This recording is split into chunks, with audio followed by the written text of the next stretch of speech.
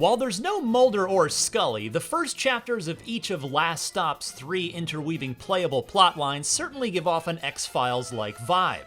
There's Stranger Danger, a seemingly innocent story of 3 teenage friends who stumble upon someone that's definitely not normal. And in Domestic Affairs, you play a woman at some kind of secretive agency who you learn through your interactions with her coworkers is also clearly not normal herself, nor, as you quickly find out, faithful to her husband either. Finally, in Paper Dolls, a middle-aged single dad and a young coworker meet a stranger who very abnormally switches their bodies.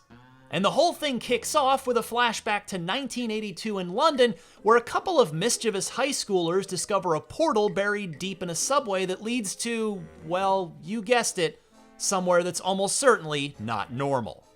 If you've missed Telltale's adventure games in the years since the company's implosion, you're likely to feel right at home in Last Stop.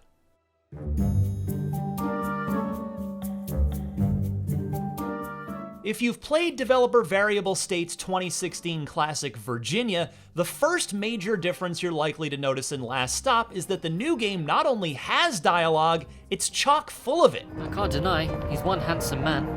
Almost as pretty as you, hun. For its part, the team is embracing the 180 approach from the beloved Virginia. Quote, "We didn't feel like we could do that again and become the people that made the games with no talking. We felt like the dialogue was a challenge we wanted to take on," end quote.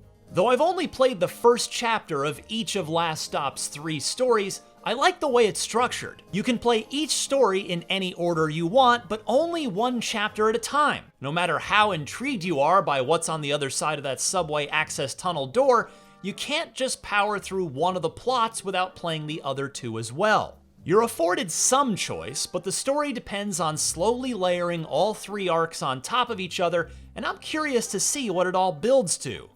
The Telltale comparison, by the way, also means that anyone who's looking for more gameplay in their narrative adventure games might not cut Last Stop much slack. Your interactions here, at least in the first chapter of each story that I played, are limited to walking around the environment, the occasional minigame, and plenty of dialogue choices, which, it should be noted, are on a much shorter timer than they are in the typical Telltale game, so decide quickly. Oh, sorry. You're just getting too fast at getting these badges. It's hard to keep track. As such, and combined with its simplistic art style, Last Stop is likely to succeed or fail solely on the back of its story. My one minor annoyance with it thus far is that while playing on PC with keyboard and mouse, getting characters across a scene requires you to zigzag them where they need to go with the WASD keys.